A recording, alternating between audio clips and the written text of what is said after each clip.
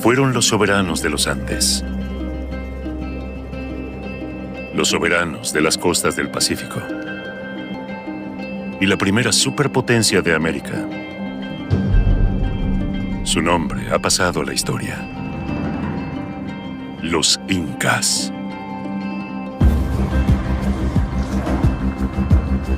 Desde la capital, Cusco, en las montañas al sur de Perú, y en poco más de 100 años, entre los siglos XV y XVI, conquistaron un vasto territorio que se extendía desde Ecuador hasta Chile. Fue el imperio más grande que jamás haya existido en la región. Llegó a tener más de 10 millones de habitantes.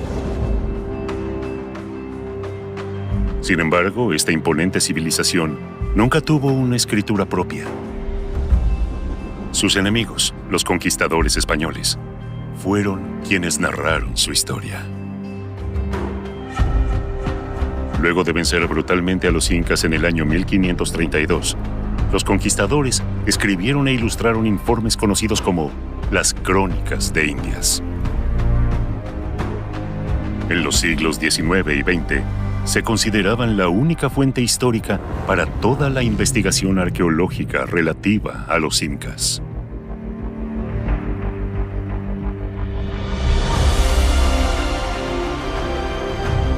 Sin embargo, en los últimos 15 años, y gracias a los avances tecnológicos, hay descubrimientos que han cambiado algunos de estos postulados.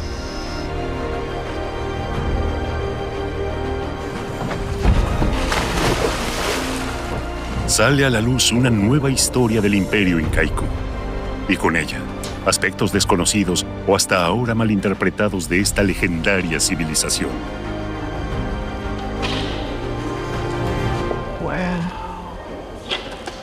Es increíble, ¿no? Sí. Se creía que la incaica fue la única gran civilización sin escritura, una afirmación que no se sostiene ya.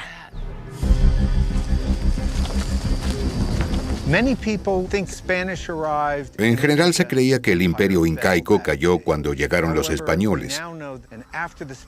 Pero ahora sabemos que hubo focos de resistencia en regiones remotas de los Andes.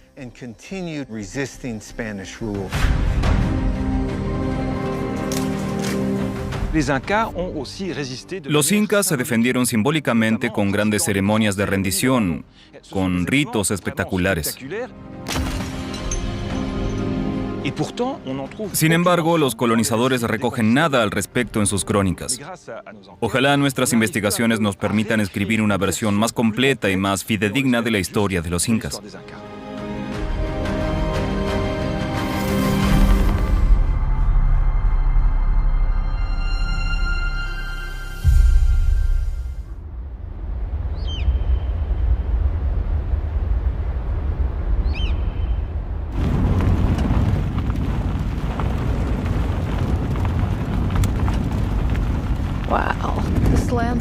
Este paisaje es increíble, da un poco de miedo, pero es increíble.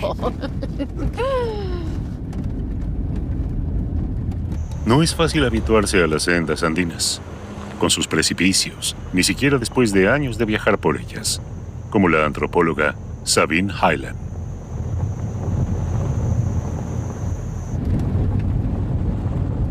Se dirige a un pueblo situado en un remoto valle peruano, Tupicocha.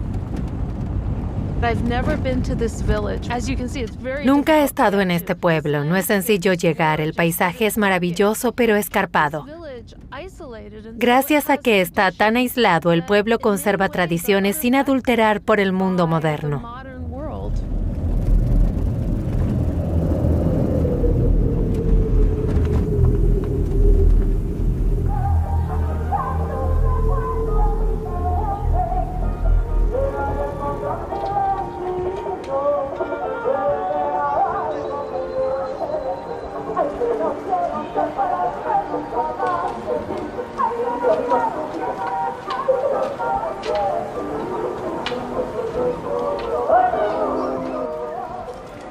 Tupicocha es muy importante para el trabajo de Sabine Hyland. Hace 10 años que esta científica cuestiona una teoría que aparece en todos los libros de historia.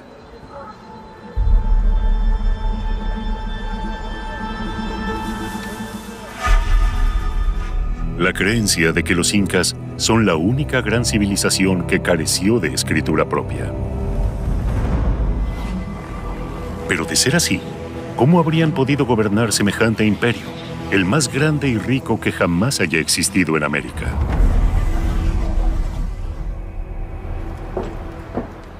A Sabine Highland hay algo que no le cuadra. Si bien es cierto que los incas no sabían escribir, también es cierto que desarrollaron un sistema para almacenar y transferir datos y números a través de una compleja estructura de cuerdas y nudos llamadas quipus.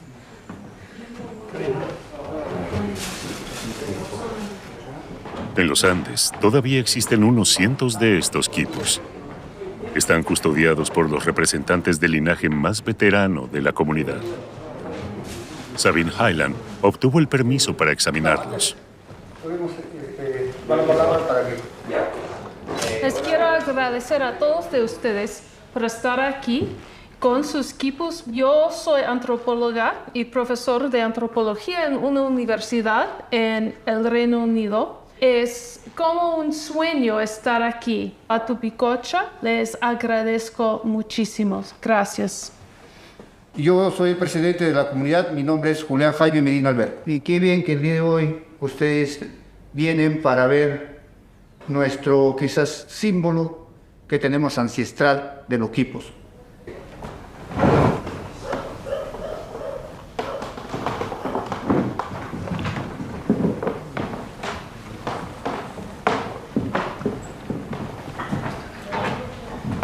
Oh, this one looks perfect. Este está impecable. Los quipus son únicos. Quipu es una palabra quechua que significa nudos o números. Los incas los utilizaban para representar números.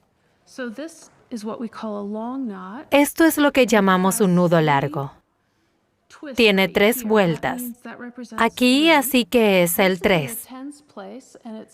Este de aquí es el lugar de la decena. Este único nudo significa un 10.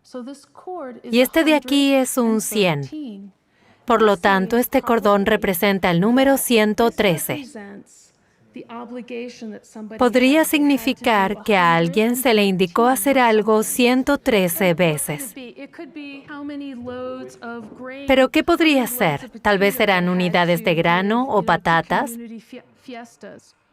o la cantidad de jarros de cerveza para entregar en una fiesta en el pueblo. Estoy escribiendo un artículo. ¿Puedo? Muchas gracias, señor.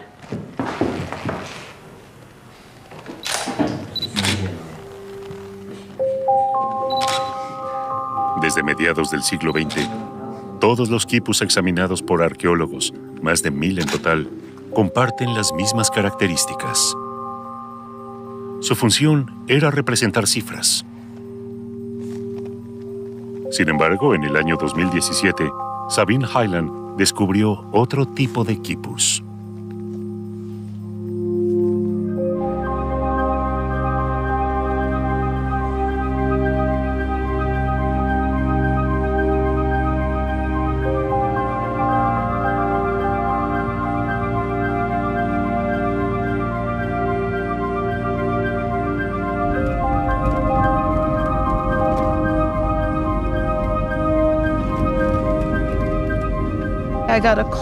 Recibí una llamada de una mujer que vivía en un pueblito llamado San Juan de Collata. Me pidió que examinara los quipus que ellos tenían y fui allá. Tenemos que pasar al otro lado de ese cordón montañoso para llegar a Collata. Cielos, hay que ser adicto a la adrenalina para este trabajo. Sabine Highland regresa a Collata para finalizar sus investigaciones.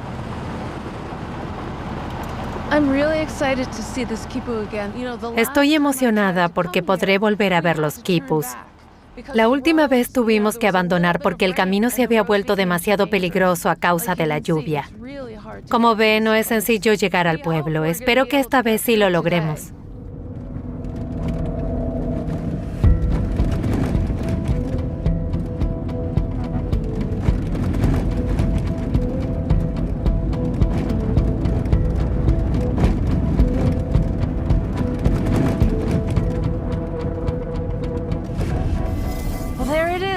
Estamos en Coyata, Wow. después de tanto tiempo.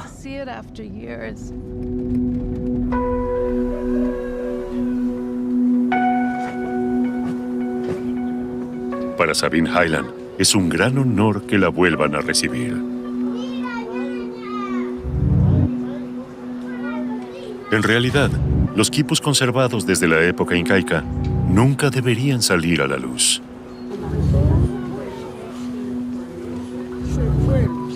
Son sagrados.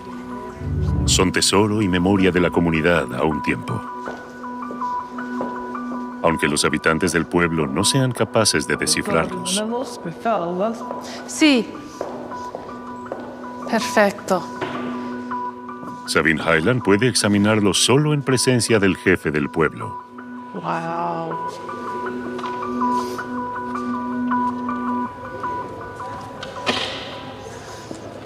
Wow.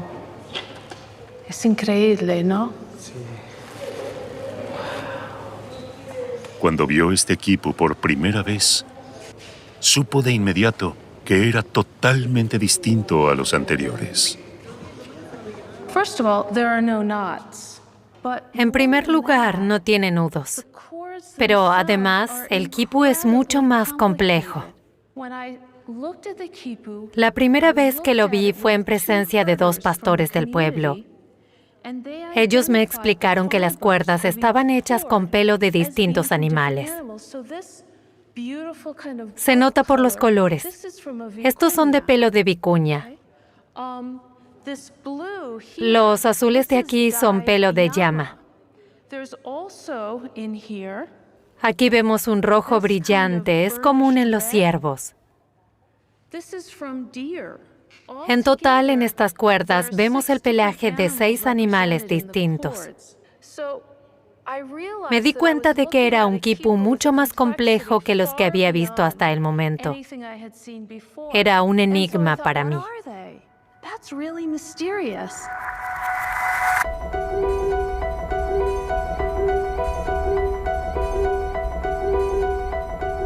Durante su investigación, Sabine Hyland dio con un misionero del siglo XVI que afirmaba haber visto quipus que no representaban números, sino palabras y sílabas.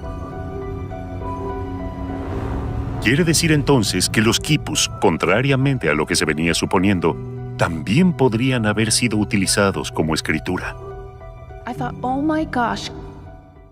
Y me dije, increíble. ¿Podría este quipu ser silábico, fonético? Eso supone que en algún momento podríamos leerlo.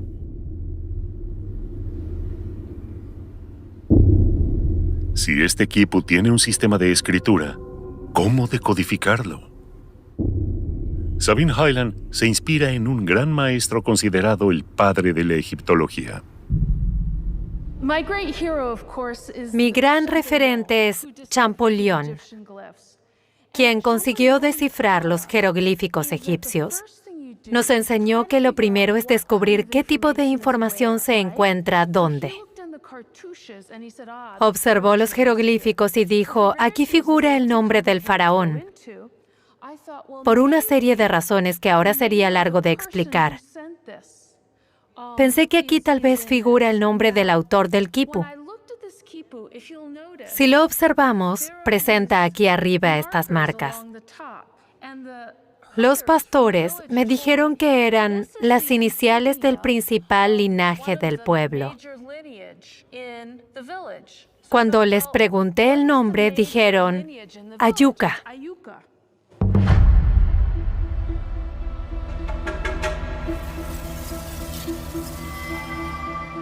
Toda una revelación para Sabine Hyland. El nombre Ayuca podría ser clave para decodificar el quipu. Pero antes de continuar, debe cotejar la información. Sabine Hyland se dirige al Archivo General de Sevilla, en España. Allí hay registros de un censo que hicieron los colonizadores españoles en Perú. En el apartado correspondiente a San Juan de Coyata, se menciona el linaje Ayuca. Esta podría ser la piedra de Rosetta de Sabine Hyland que comienza a decodificarlo.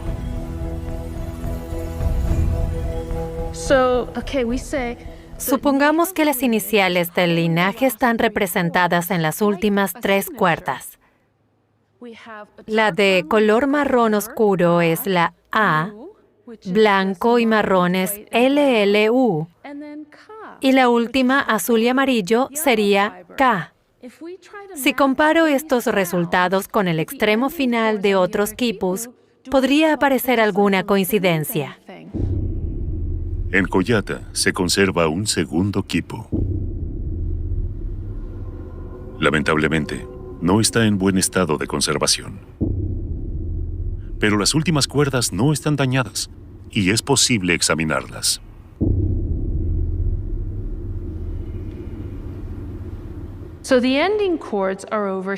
Entre las últimas 3 cuerdas, volvemos a encontrar el color marrón oscuro. Nuevamente podría tratarse de una A. Aquí vemos el azul de las letras K y A. En quechua, este color se dice par. Por lo tanto, aquí dice acapar.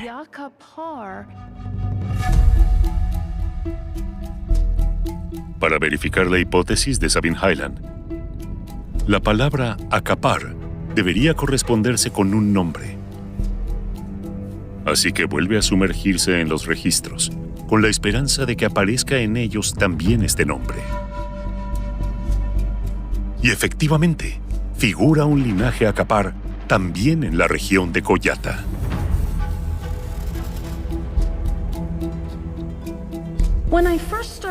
Cuando comencé a entender este sistema y vi que funcionaba la decodificación, casi me dio miedo. Pensé, si esto es realmente cierto. Y sí, los datos lo confirman. Tal como Sabine Hyland suponía, cada cuerda parece representar una sílaba. Y estas sílabas podrían enlazarse y formar palabras, frases, un texto. Plasmado en un sistema tridimensional absolutamente distinto a cualquier alfabeto clásico.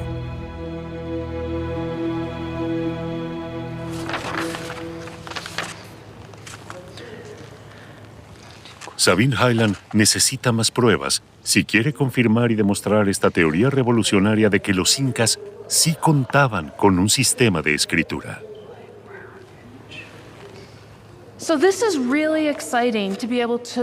Es muy emocionante poder descifrar de forma provisional estas sílabas. Ahora mi objetivo es encontrar más quipus con estas características. Eso agilizaría la decodificación. Esto revolucionaría nuestra actual concepción del Imperio Inca, ya que si logramos encontrar más quipus de esta época y conseguimos decodificar la escritura, podremos escuchar la historia de los incas a través de sus propias palabras y no mediante los textos de sus conquistadores.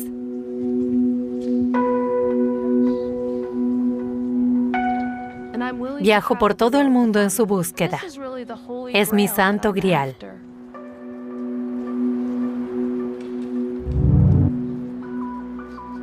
En unas semanas viajará a Estados Unidos. En un museo de la ciudad de Salt Lake City se conserva un quipu prometedor. Y Sabine Hyland tiene permiso para examinarlo.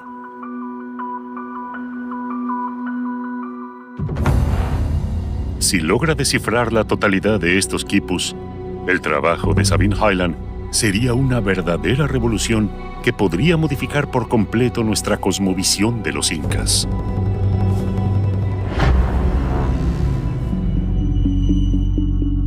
Porque lo que digan estos cordeles colgantes podría cuestionar algunos paradigmas, en particular, el cómo pudieron los incas ocupar un territorio tan vasto. La historia transmitida por los españoles cuenta que el 9º gobernante del estado inca, Pachacútec, comenzó a conquistar los Andes en 1438 desde Cusco. Sus descendientes siguieron avanzando.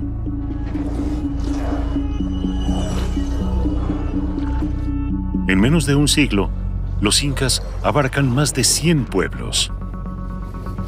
Según los cronistas, procedían de modo absolutamente despiadado.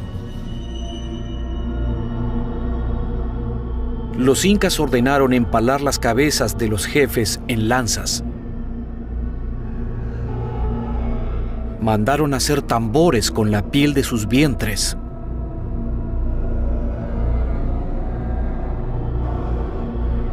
El general dio la orden de abrir el vientre de las embarazadas. Y así lo hicieron.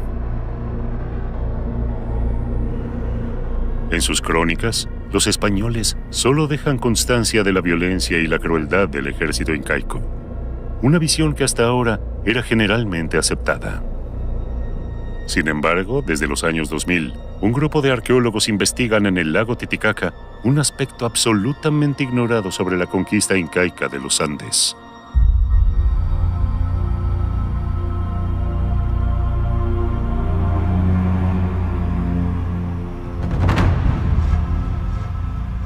La existencia de este lago parece casi irreal. Tiene la dimensión de un mar y, por la altura a la que se encuentra, solo se esperaría que hubiera picos nevados. En la mitología incaica, este lago, que se encuentra a más de 1000 kilómetros de Cusco, es clave. La leyenda cuenta que en este remoto paraje es donde el dios Viracocha creó el sol y a su polo opuesto, la luna.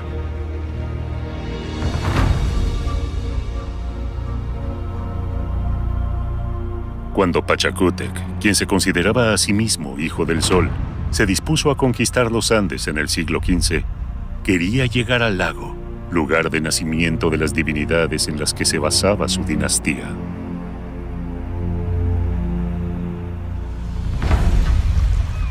Al parecer, los incas llegaron y vencieron de forma contundente. Pero, ¿cómo lograron perpetuar su dominio en esta apartada región? ¿Intervinieron otros factores, además de su superioridad bélica?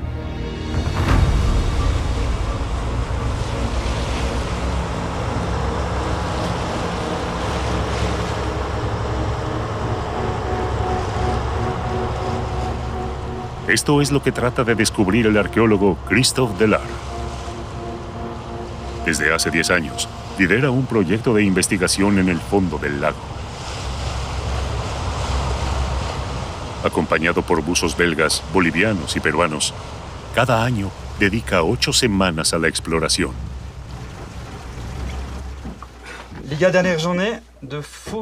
Nuestro último día de exploración. Hoy debemos concluir hasta US3. El otro sondeo. Miquel, ¿recuerdas? Aquí hay algo. Rocío, encárgate por favor de estas 2 zonas. No tenemos mucho tiempo, dense prisa. Si sienten frío, suban después de 55 minutos. No es necesario llegar a 1 hora. Cuando estemos listos, arrancamos. ¿Ok? A colocarse los equipos. En 15 minutos comenzamos. Christophe Delard no excava junto a la orilla, sino en el lecho del lago. Es posible que allí se encuentren algunas reliquias de cuando los incas llegaron a esta región con sus ejércitos. Esta inmersión a casi 4000 metros de altura es una dura prueba física para los arqueólogos.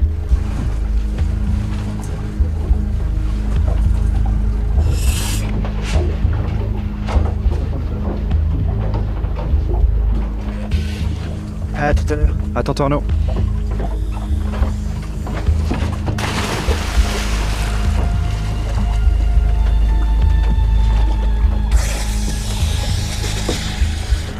El agua está apenas a 6 grados. Arnaud, 10h42.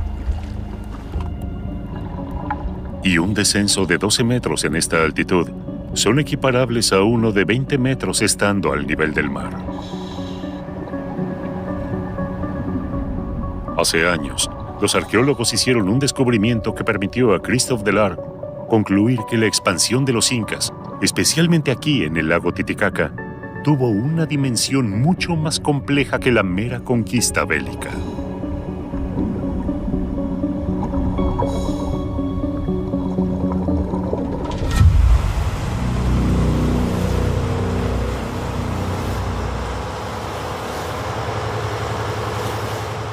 Para llegar al lugar en el que hizo el descubrimiento, hay que cruzar el lago.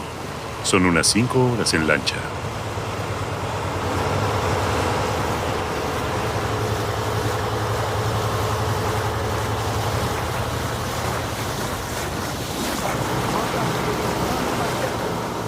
Al amanecer, se divisa el arrecife de Cacaya. ¿A cuántos metros tienes profundidad? ¿Te vas a controlar siempre? 12. 1, 2, 3, ese es el arrecife.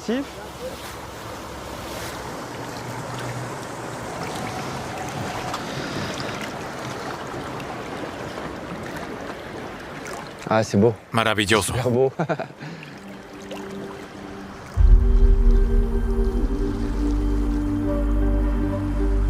El arrecife de Cacaya siempre fue un santuario. En los Andes denominan huaca a los lugares sagrados. Para los locales, estas piedras, al igual que las montañas o los ríos, tienen un alma. Quien quiera acercarse a ellas debe hacerlo con un ritual de respeto.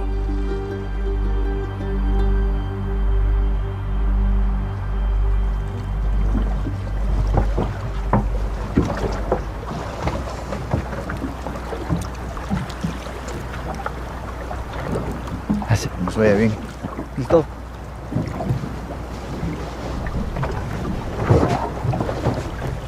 Estamos acompañando a la ofrenda para que sepa que nosotros estamos aquí, les estamos acompañando con la coca.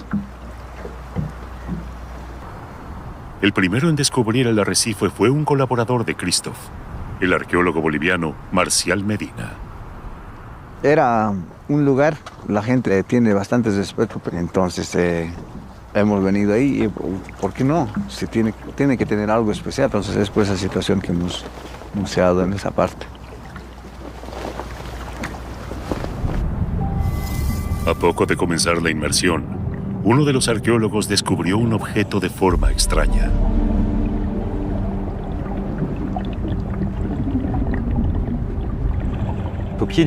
Al pie del arrecife, entre abundante vegetación, había efectivamente un pequeño cofre de piedra, desde hacía 500 años. El buzo subió a la superficie y dijo, hemos encontrado algo.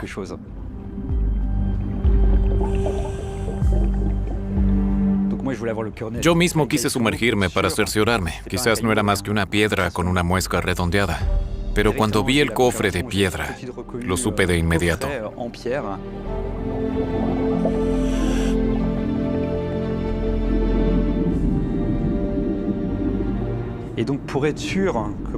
Para que la tapa no se desprendiera durante el ascenso, la fijé al cofre envolviéndolo con una venda, como a un herido.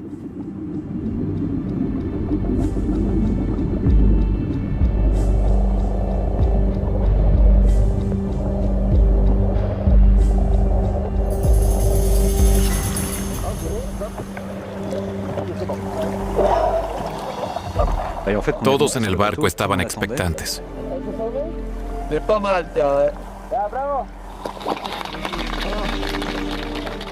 Fue uno de los pocos momentos en que todos aplaudimos.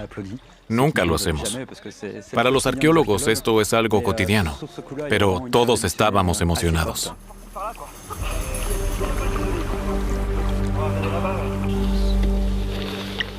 Una vez en tierra firme, el equipo de científicos continúa documentando el extraordinario descubrimiento y comparte este extraordinario momento arqueológico. Christoph Deller está seguro de que se trata de un cofre incaico. El estilo es típico. Pero, ¿qué podría atesorar? Solicita hacer uso de la sala del pueblo para tratar de abrir el cofre.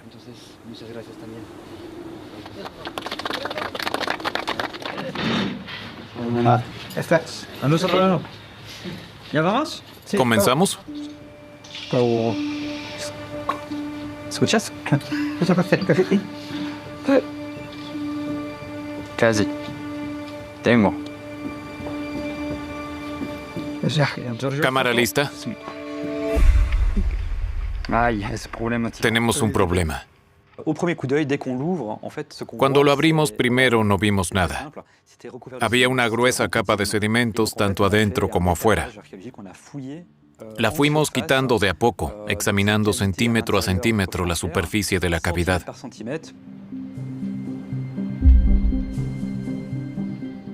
Y cuando estábamos casi terminando en los últimos 2 centímetros, vimos de pronto un pequeño destello. Procuramos seguir avanzando y al despejar toda la cavidad, apareció en el fondo una laminilla de oro enrollada, junto a una estatuilla en miniatura tallada en Spondylus.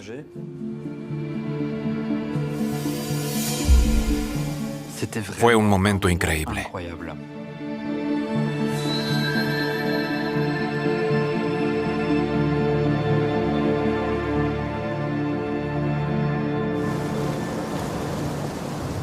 Nueve años más tarde, ambas miniaturas siguen conservándose en este lugar. Permiso. Permiso, buenos días. Hermano del Comité Cívico, 1000 disculpas por llegar un poquito atrasado.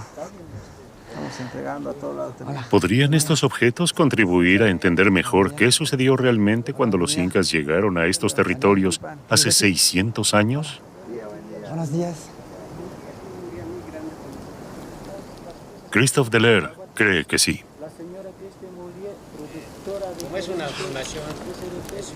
Los habitantes del pueblo veneran las miniaturas como si fueran verdaderos objetos de culto.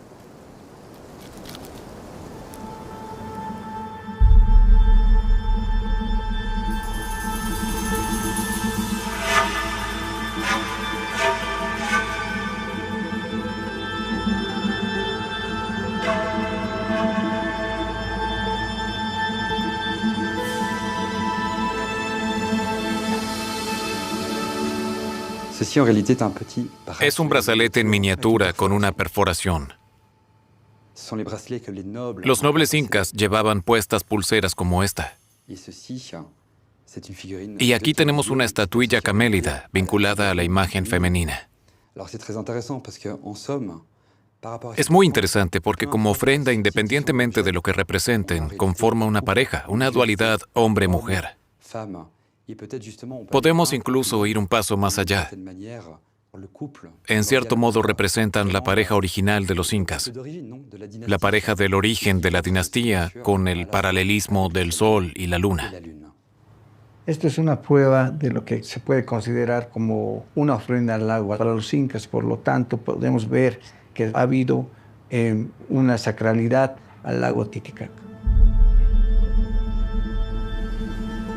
El cofre de piedra fue realizado para sumergir las valiosas ofrendas. Está muy bien hecho, de andesita, una roca volcánica. Lo interesante son estos orificios. Los incas empleaban cuerdas y la ofrenda fue transportada en una embarcación. Imagino perfectamente una ceremonia, el cofre descendiendo lentamente y depositado en el fondo del lago.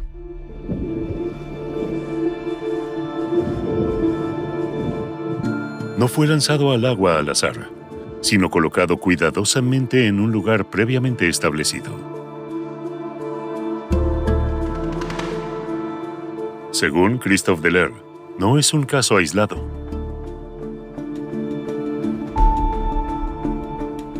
Sus investigaciones revelan que en los últimos 50 años fueron hallados en el lago otros 30 cofres similares con miniaturas en su interior.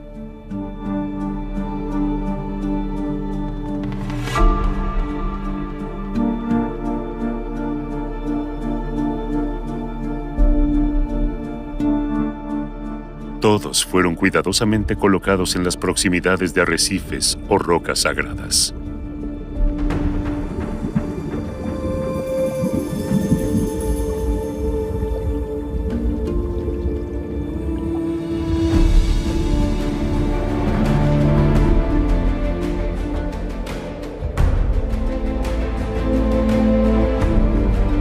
¿Pero por qué razón? ¿Por qué los ejércitos de Pachacútec se tomaron la molestia de celebrar tan complejos rituales en tantos puntos distintos del lago?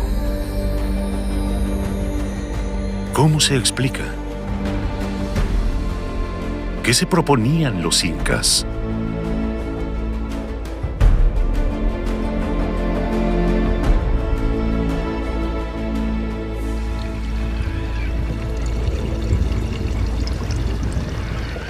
La respuesta a estas preguntas podría yacer también en las profundidades.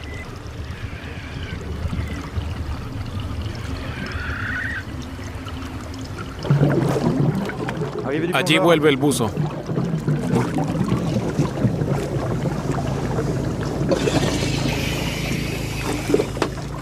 C'est mon cher Arnaud. Je te laisse dans l'eau pendant 2 minutes. Espera 2 o 3 minutos. 2 minutes. Ça va. ¿Estás ¿Estás en la 2 o en la 3? En la intersección de la US3 son huesos de llama y cerámica. Cerámica de Tiwanaku. Aquí también hay una iconografía, pero como la iconografía de las cerámicas se hizo después de la cocción, la erosión es mucho mayor. Los incas trabajaban la arcilla antes de la cocción, sus cerámicas son más resistentes. En los últimos años, se han hallado gran cantidad de objetos como este, procedentes de pueblos radicados a orillas del lago antes de la llegada de los incas. Especialmente los de Tiahuanaco. Lo llamativo es que en todos los casos se trata de ofrendas, como estos incensarios con cabeza zoomorfa.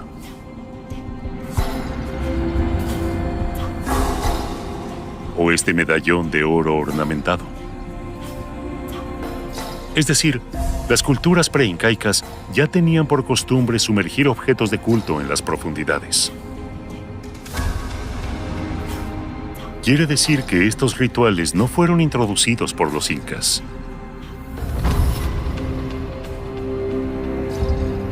Más bien, parecen haberlos adoptado y quizás consolidado, multiplicando las ofrendas ceremoniales al lago. Porque la religión fue clave en la expansión de los incas.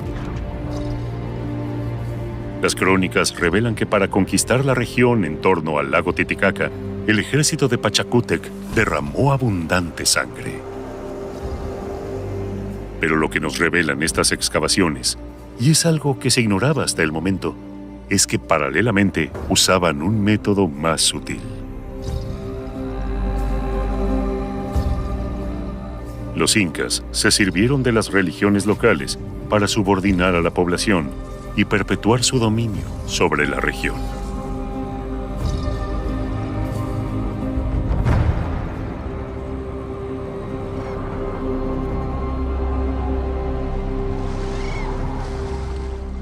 Al menos esa es la tesis de Christophe Deller.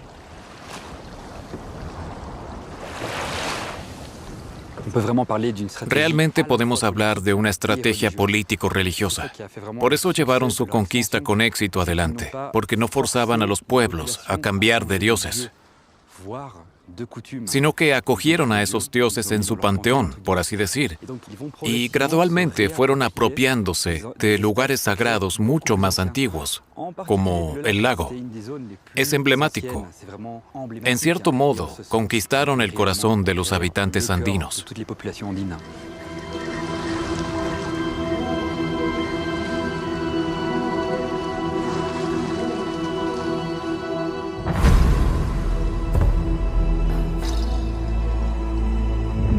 Mediante esa estrategia de apropiación cultural y la ocupación de lugares sagrados, los incas lograron someter las regiones periféricas a la capital, Cusco.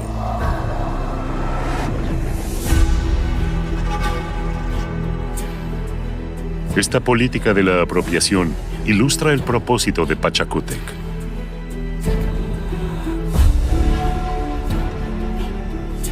Crear un mundo ideal que unificara todos los pueblos conquistados y los santuarios de los Andes. Y quiso eternizar en piedra esta ideología.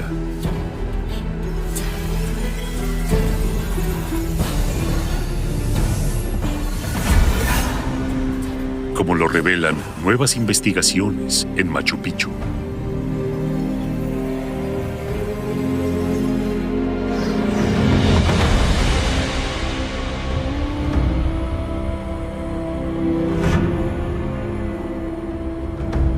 Rodeadas de un paisaje dantesco, Estas construcciones parecen estar esculpidas en la montaña.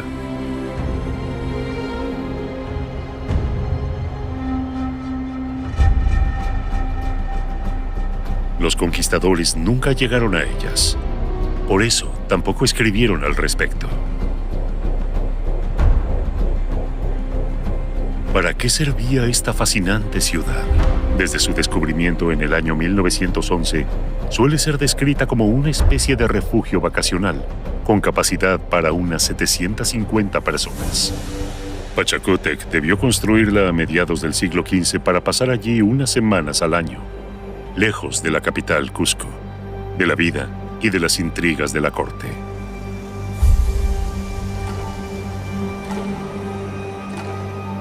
Pero dos investigadoras van un poco más allá.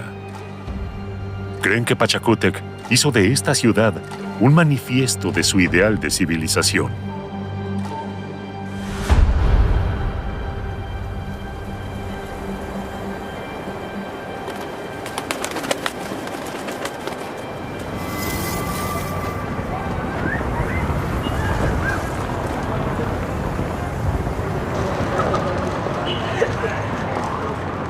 Esta convicción es el resultado de largos años de investigación de la arqueóloga Lucy Salazar, quien desde el inicio de su trayectoria profesional trata de desentrañar los secretos de Machu Picchu. Hace algunos años examinó estas cerámicas procedentes de sepulturas incaicas, descubiertas en Machu Picchu a comienzos del siglo XX.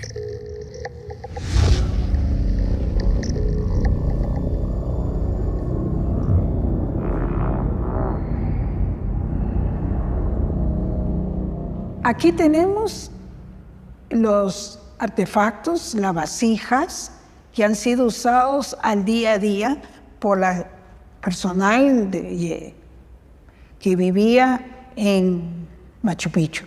Entonces, por ejemplo, a la hora de servir, y cada uno se servía en estos pequeños platos. Al analizar los utensilios, Lucy Salazar comprobó que todos eran de modesta calidad.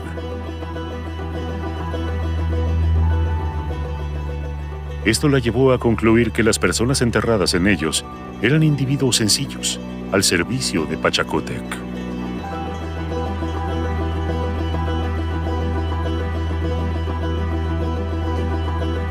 Ellos están trabajando en diferentes actividades que tenían que hacer en Machu Picchu, como cultivar maíz en las terrazas pequeñas, flores, tubérculos, y después también están trabajando metales, están trabajando tejidos. Eran trabajadores para mantener la hacienda real durante todo el año. Humildes, ¿no? Humildes. Para conocer más acerca de estos trabajadores, Lucy Salazar se enfocó en sus esqueletos. Un total de 174, sepultados dentro de ataúdes. Ha examinado al detalle cada uno de ellos.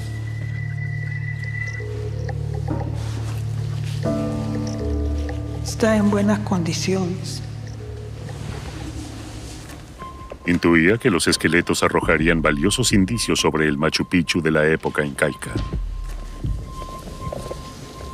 Acá tenemos el cráneo.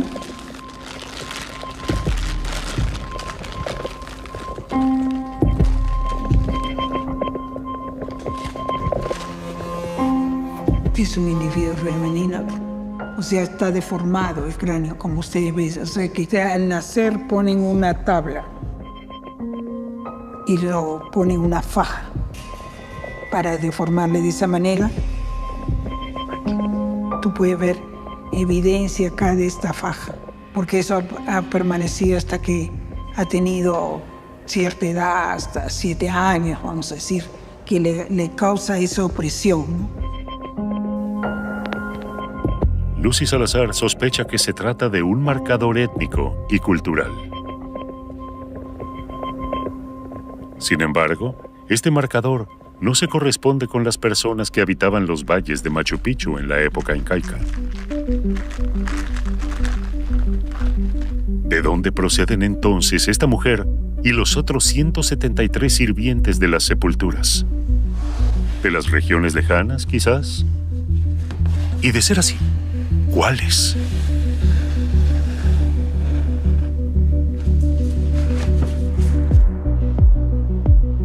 La estadounidense Bethany Turner participa en la búsqueda de respuestas. Es especialista en bioarqueología, una nueva disciplina que reúne la biología, la arqueología y la medicina.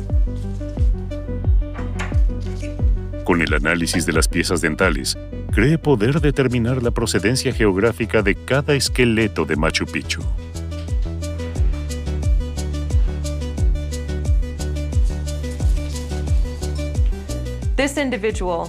Los esqueletos están incompletos y deteriorados. Para mí no es un problema, ya que las piezas dentales me aportan gran variedad de datos. Me concentro en los distintos isótopos. Los isótopos son variantes de un elemento químico, por ejemplo, el carbono. Están presentes en todo lo que nos rodea. En el agua, en las plantas, en los animales y en nuestro cuerpo. Cuando ingerimos alimentos, los isótopos presentes en ellos ingresan a nuestros tejidos, dejando ahí una huella.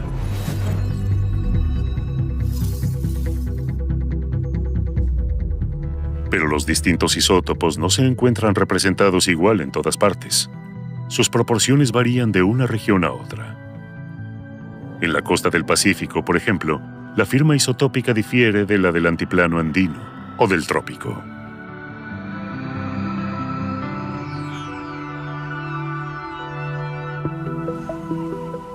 Bethany Turner identifica la firma isotópica de una muestra de hueso y así deduce la región en la que nació un determinado individuo.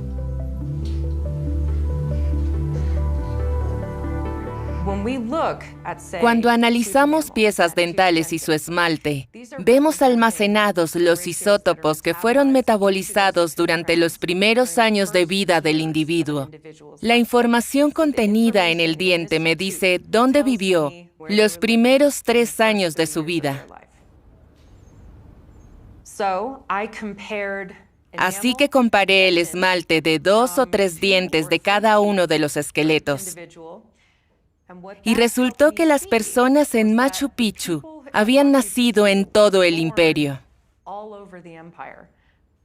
Provenían todos de lugares distintos.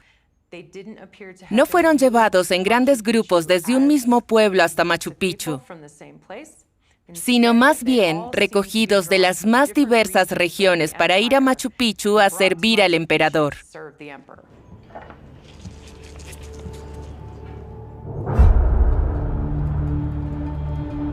Según los análisis de las firmas isotópicas, los trabajadores provenían del altiplano andino, de la costa norte de Chile y de Ecuador. En síntesis, de todas las regiones que los incas habían conquistado.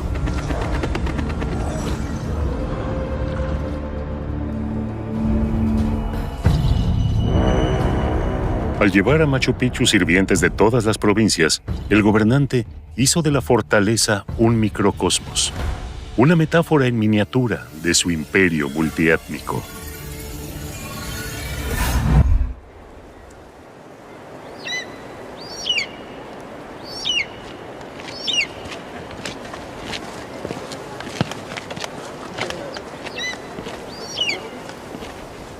Wow. Ya he estado aquí unas 7 u 8 veces, pero siempre es tan lindo como la primera vez.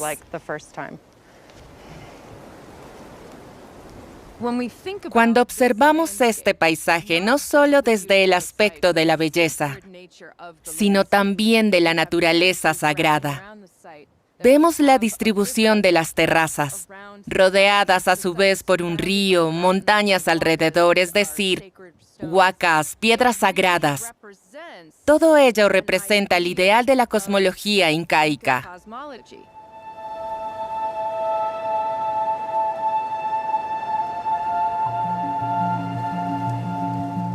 Para Bethany Turner, la ciudad de Machu Picchu representaba mucho más que un lugar de retiro para su creador, Pachacútec.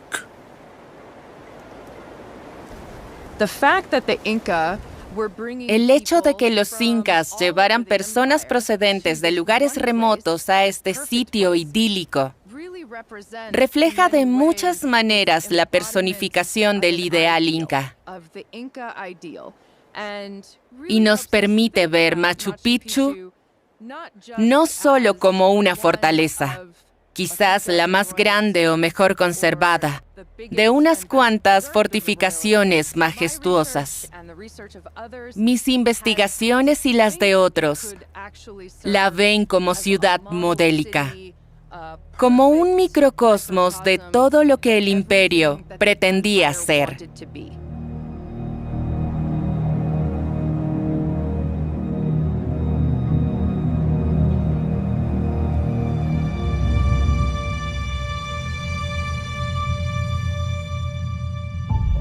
Estas investigaciones en Machu Picchu y el lago Titicaca permiten ver poco a poco el verdadero rostro de los incas.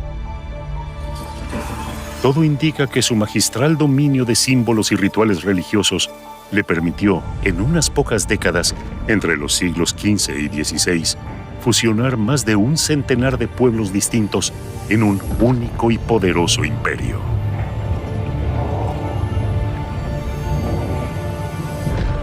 Pero en la plenitud de ese poder, el gigante andino colapsó de la manera más brutal. En el año 1532, llegaron los españoles. Abrumados por el poder de los invasores, los incas se dejaron conquistar sin apenas ofrecer resistencia. O al menos eso se creía hasta el momento. Nuevos estudios muestran que los incas no permanecieron pasivos frente a los conquistadores. Ahora bien, ofrecieron una resistencia fuera de lo común.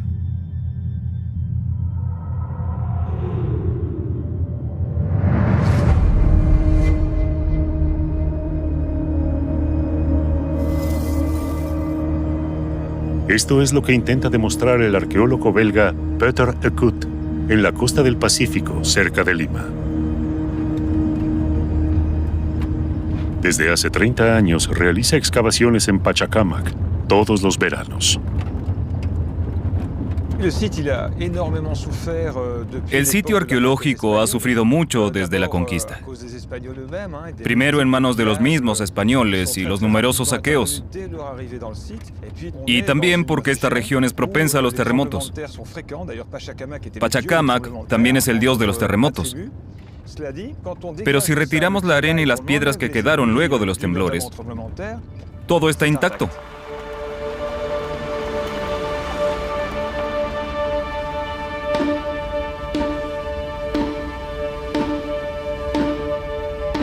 En la época incaica, entre el siglo XV y XVI, este lugar era destino de los peregrinos.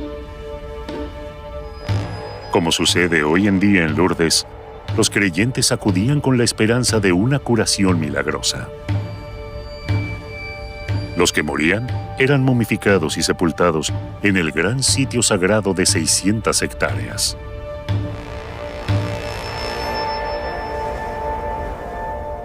Según Peter Eckhout, para llegar al santuario, el peregrino debía recorrer esta calle flanqueada de altos muros.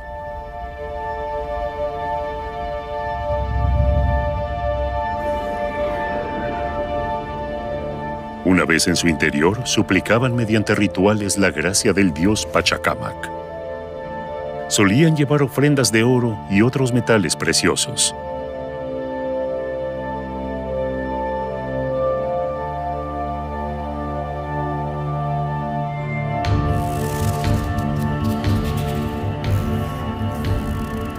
Estos objetos de valor hicieron de Pachacámac uno de los primeros objetivos de los conquistadores.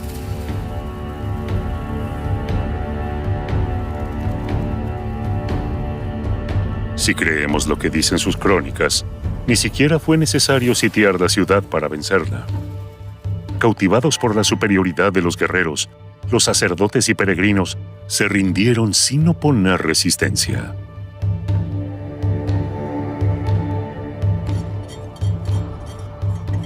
Sin embargo, las excavaciones realizadas por Peter Kut en los últimos años muestran un escenario diferente. Esto ya no es paja, ¿no? Esto es algo de... Hay un poquito de... Peter Kut y el arqueólogo peruano Milton Luján examinan juntos un templo construido por los incas dentro de este recinto de 1.600 metros cuadrados.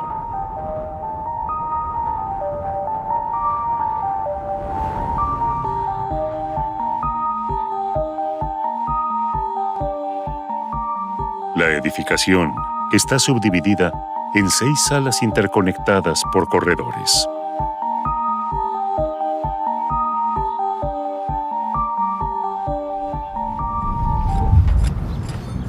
Nunca sospecharon lo que descubrirían cuando comenzaron las excavaciones.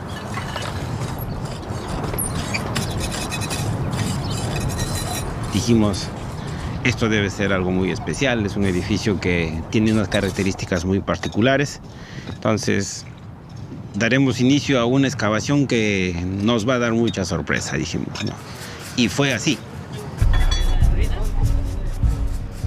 Cerca del templo, los arqueólogos encontraron gran cantidad de momias de creyentes sepultadas muy cerca del dios Pachacamac.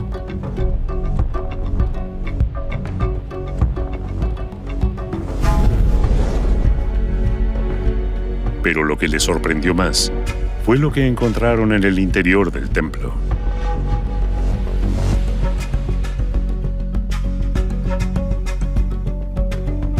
El suelo de la excavación data del último período inca y está repleto de ofrendas sagradas.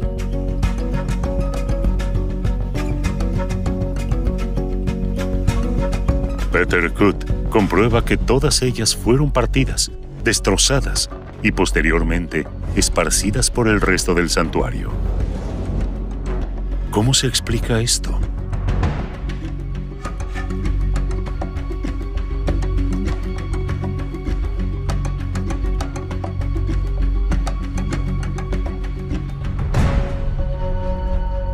El arqueólogo espera que la restauración de las piezas arroje una respuesta sobre lo que pudo haber ocurrido.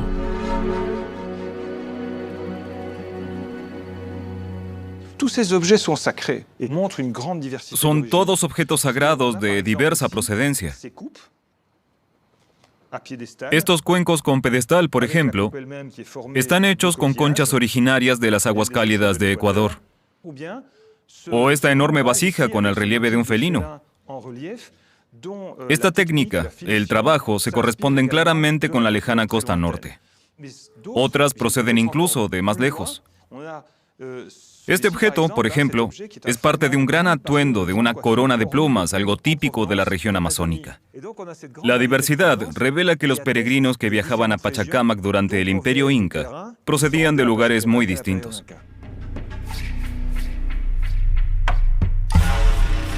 Pero ¿por qué todas estas ofrendas se encontraron en semejante estado?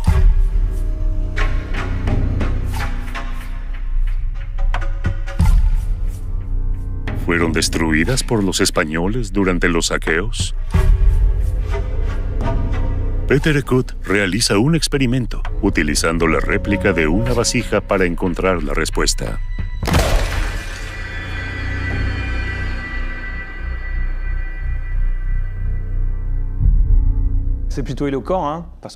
Esto se corresponde parcialmente con lo que hemos encontrado.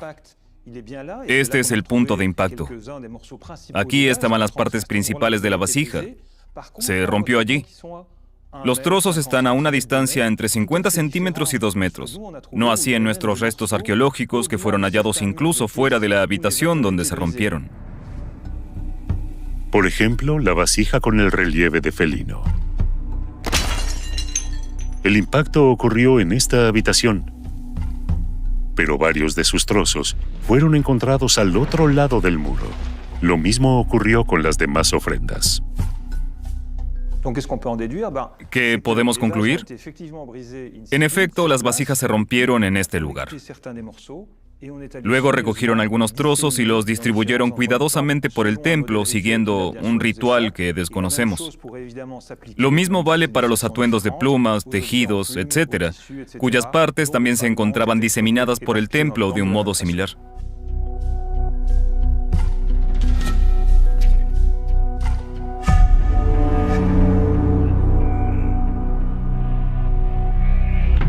Por lo tanto, las ofrendas fueron destruidas intencionalmente y luego esparcidas.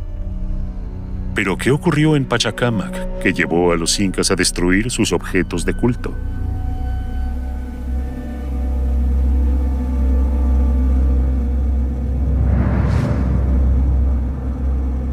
Para Peter Ekut, la destrucción de las piezas, aunque no fuera causada por los conquistadores, está en directa relación con su llegada a Pachacámac en enero de 1533.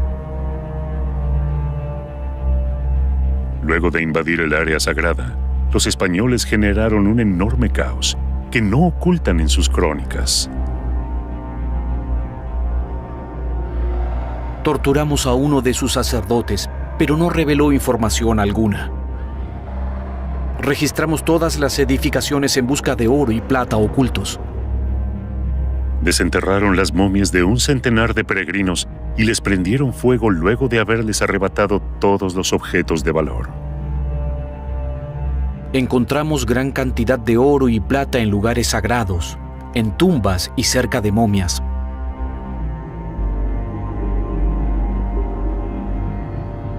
Ante semejantes sacrilegios, los sirvientes del templo decidieron actuar a su manera y oponer resistencia antes de que los españoles se les adelantaran.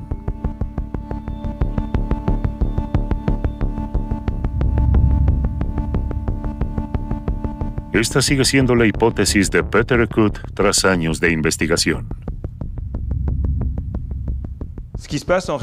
Lo que ocurrió aquí, lo que presenciamos aquí, es una disolución voluntaria del templo.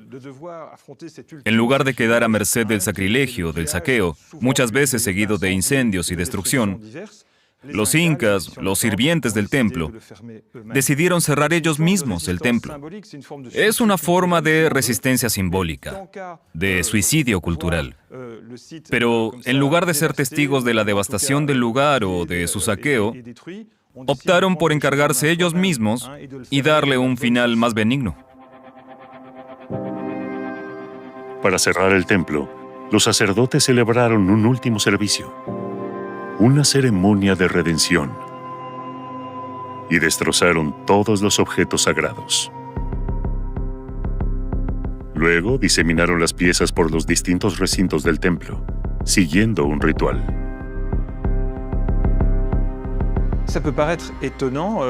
A primera vista puede parecer sorprendente que uno rompa objetos y de este modo renuncie a un edificio o a un mundo en el que creía.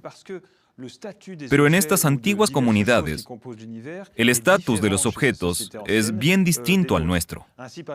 Esta mesa, por ejemplo, para nosotros no tiene alma, no tiene conciencia. Un animal es un ser vivo, tiene un poco más, y el ser humano sí tiene plena conciencia, es nuestro semejante. No así en el universo andino. Crear cosas implica darles vida, y si uno las rompe, las mata.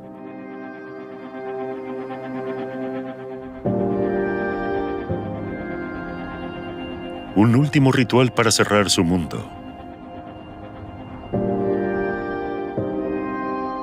Los sacerdotes de Pachacámac no se dejaron reducir sin más. Opusieron una resistencia moral y simbólica que los convirtió en autores de su caída.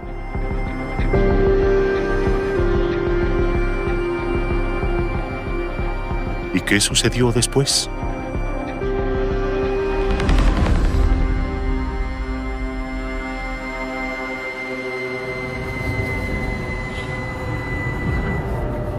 ...1533...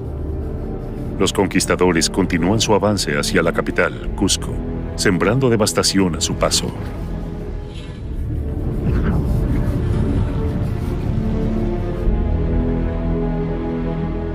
El 90% de los habitantes muere, son masacrados o fulminados por las enfermedades traídas por los españoles. Los sobrevivientes son esclavizados o se alían con los conquistadores. El soberano Manco Inca, el 14º de su dinastía, huye junto a sus fieles. Se calcula que unos centenares.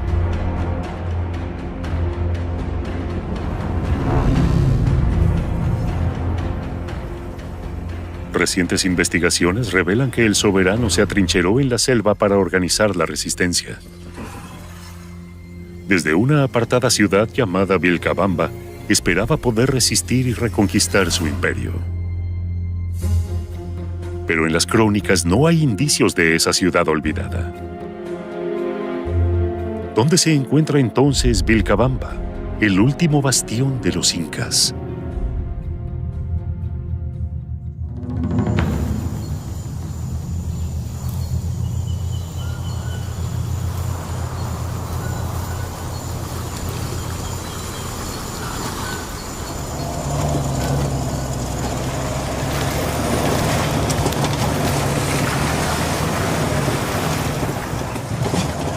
El arqueólogo estadounidense Brian Bauer emprendió la búsqueda de la ciudad perdida.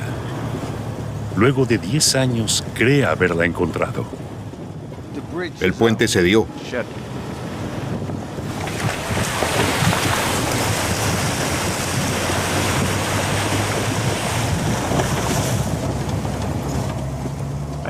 Perdí de vista al resto, pero voy a seguir.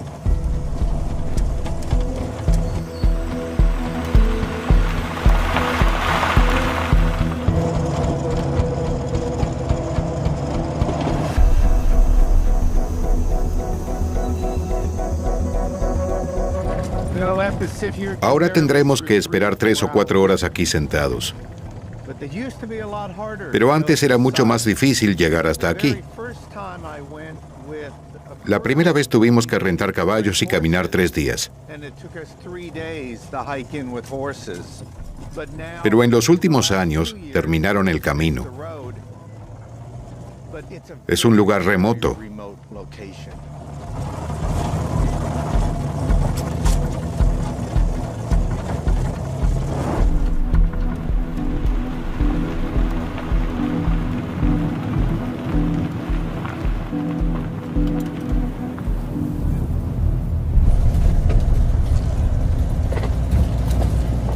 Hace 10 años, Brian Bauer se topó con investigaciones de principios del siglo XX que hablaban de los restos de fundamentos presentes en este valle.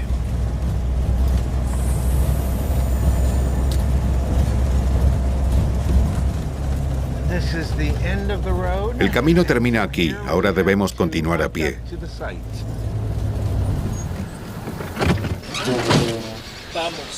Vamos, here we go.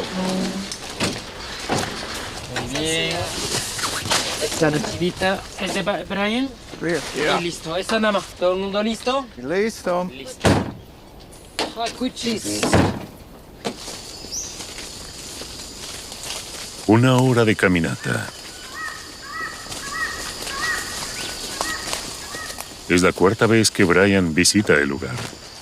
Y está casi seguro de que podría tratarse de Vilcabamba, la ciudad donde se refugiaron los incas. Por acá, vamos, falta poquito. Porque según sus excavaciones, el lugar tiene todas las características de una ciudad imperial. Plataformas para ceremonias. Construcciones rectangulares. Y sobre todo, un inmenso complejo cuya excavación llevó mucho tiempo.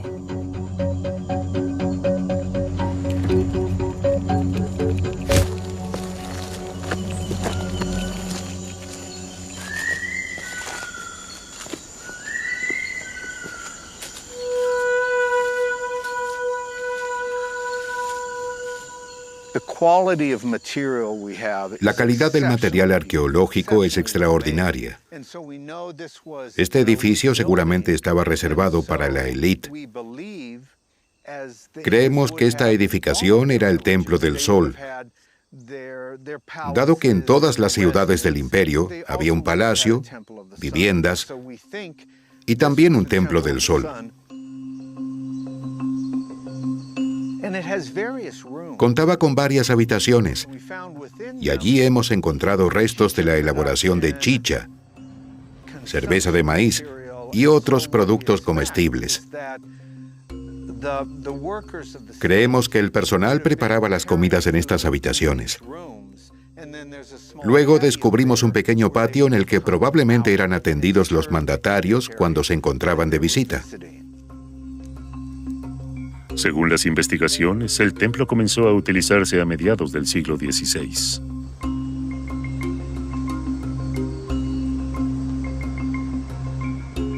Es decir, exactamente la época en la que, al parecer, Manco Inca se escondió en la selva.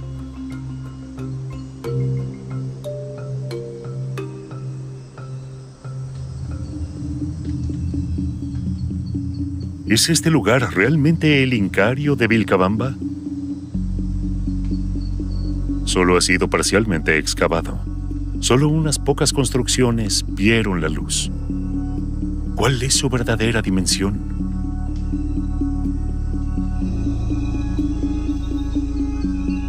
¿Habrá bajo la vegetación otros edificios en los que cientos de rebeldes habrían organizado el levantamiento contra los invasores españoles?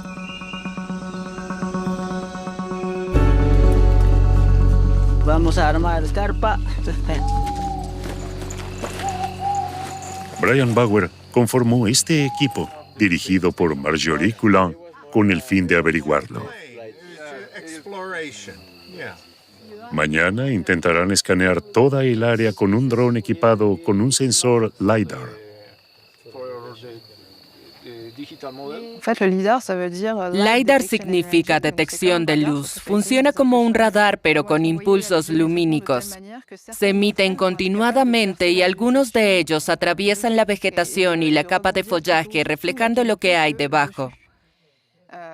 De este modo, esperamos poder obtener una imagen de lo que subyace a la vegetación y ver si es posible localizar estructuras arqueológicas.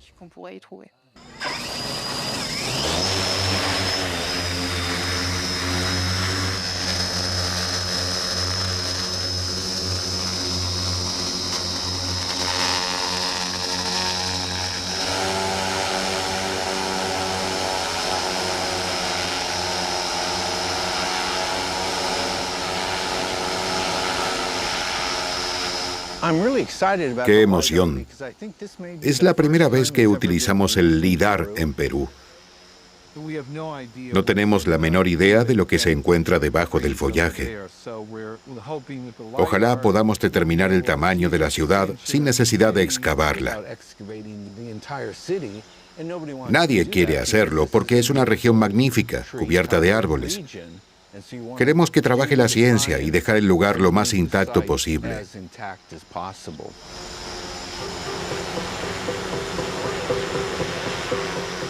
El LiDAR sobrevolará el área durante 6 horas. Brian Bauer espera descubrir los edificios que pudieron hospedar a centenares de soldados en el exilio. Esto corroboraría la hipótesis de que este sitio es Vilcabamba, el bastión desde el cual los incas organizaron la resistencia contra los invasores españoles.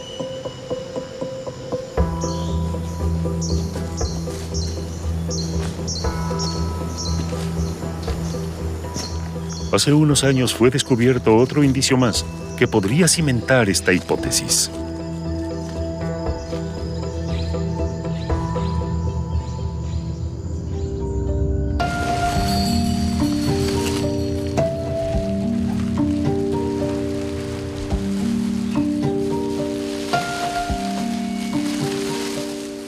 Esta vasija está siendo filmada por primera vez. Se hallaron sus restos en el Templo del Sol. Desde su restauración, se conserva en este depósito secreto. La arqueóloga israelí Batami Artzi acaba de finalizar su investigación. Es un momento muy especial de ver esta pieza. No la he visto mucha gente y sí, es un momento único.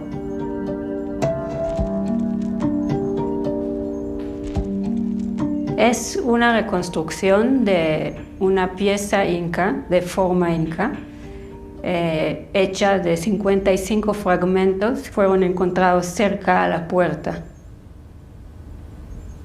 Y representa una lucha entre españoles e indígenas.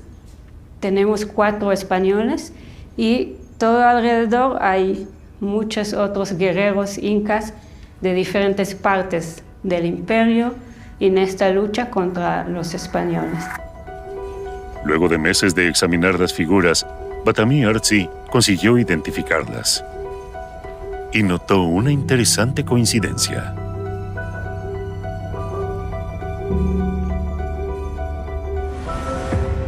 Aquí tenemos un inca matando a un jinete español montado en su caballo. Aquí tenemos otro español atravesado por una lanza. Todos los combates tienen algo en común. Los vencedores siempre son los incas. En el foco están los 2 jinetes españoles debajo del arco iris. Y el arco iris en las sociedades andinas representa un cambio significativo. Es un concepto conocido en los Andes como Pachacuti.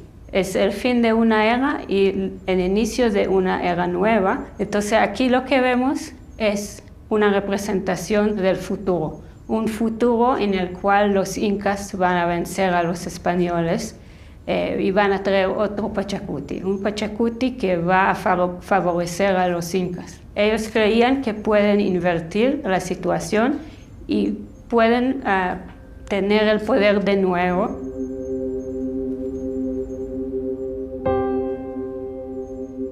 Los incas parece que no se rindieron hasta el final. Impulsados por una voluntad de resistir, siguieron creyendo en la posibilidad de algún día, desde esta ciudad, volver a erigir su imperio.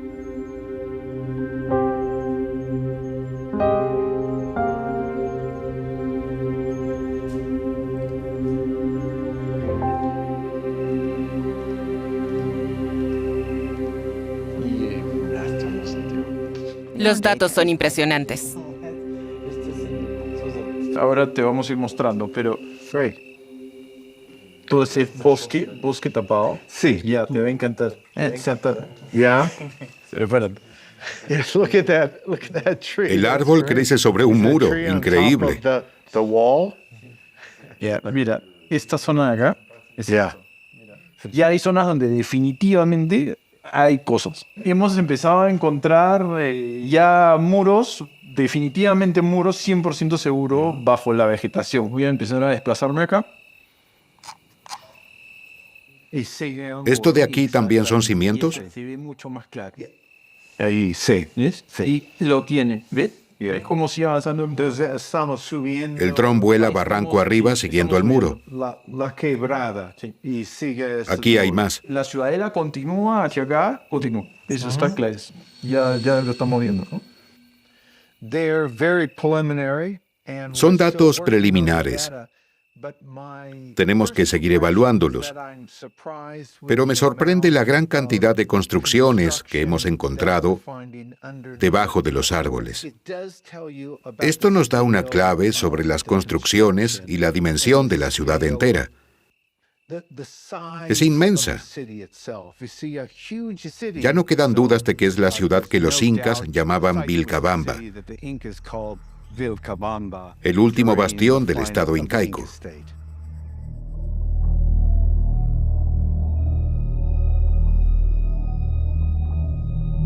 Unos meses más tarde, la representación en 3D muestra que Vilcabamba ocupaba más de 15 hectáreas. Un tamaño que, tal como sospechaba Brian Bauer, era más que suficiente para esconder a todos los combatientes. Aquí, al interior de estos muros, se pasaron 40 años organizando su resistencia, creyéndose a salvo en el anonimato de la selva.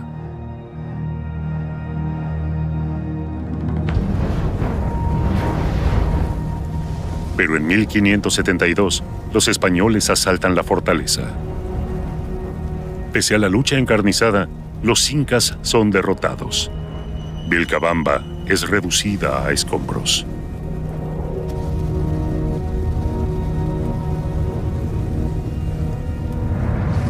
El último gobernante inca es ejecutado. Es el fin de esta civilización.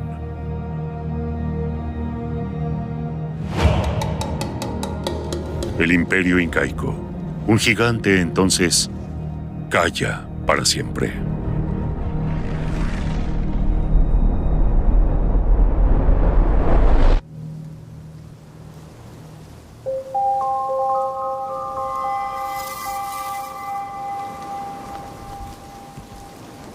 Sin embargo, medio milenio más tarde, podría recobrar su voz.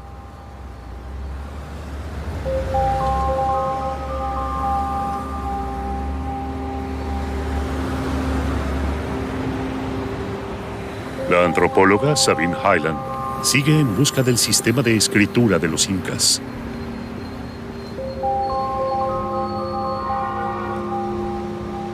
Busca un quipu similar a los de Perú para probar su teoría de que los incas armaban palabras con estos objetos.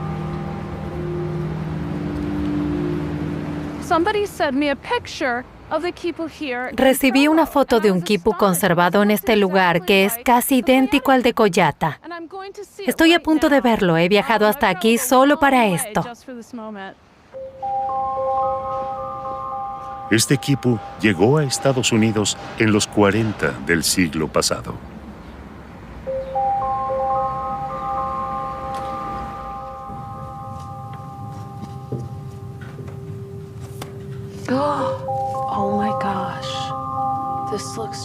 Idéntico a los de Collata. Proviene de un valle andino, 400 kilómetros al norte de Collata, donde Sabine encontró los primeros 2 quipus. No tiene nudos. Aquí arriba están las mismas marcas y muchos colores son idénticos. Marrón oscuro, tonos azules, los diferentes colores. Increíble. No es un quipu numérico, es distinto. Estoy casi segura de que también se trata de un quipu fonético. Es muy parecido a los de Collata. Ojalá.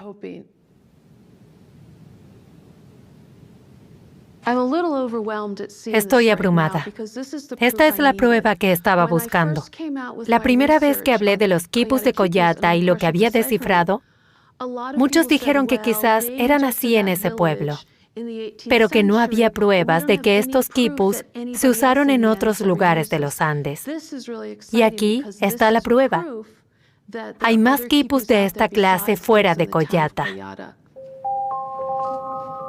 Tal como Sabine Hyland suponía, al parecer sí hubo una escritura común en los valles andinos durante la época incaica. Ahora hay que cotejar pacientemente todos los resultados para descubrir qué nudo representa qué sílaba y finalmente poder leer los quipus en su totalidad.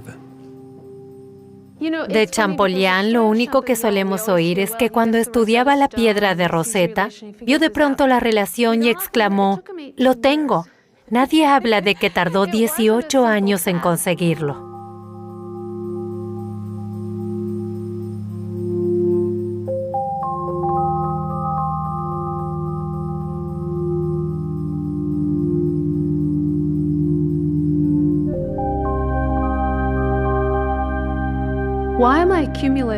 ¿Por qué reúno todos estos datos? ¿Por qué me empeño en descifrar los quipus? Porque creo que merecen ser decodificados. Los incas han dejado una huella escrita y es mi deber resucitar sus palabras. Creo que es válido para todos los investigadores que se han embarcado en esta aventura. ¿Qué hacemos cuando seguimos las huellas de los últimos incas? ¿O cuando buceamos en el lago Titicaca en busca de ofrendas olvidadas? ¿Para qué hacer todo esto si no es para devolverle su propia voz y sus propias palabras? Su cosmovisión, sin filtros ni intermediarios. Es más que justo para todo un imperio, para una civilización que sufrió mucho, pero que tanto contribuyó a la humanidad.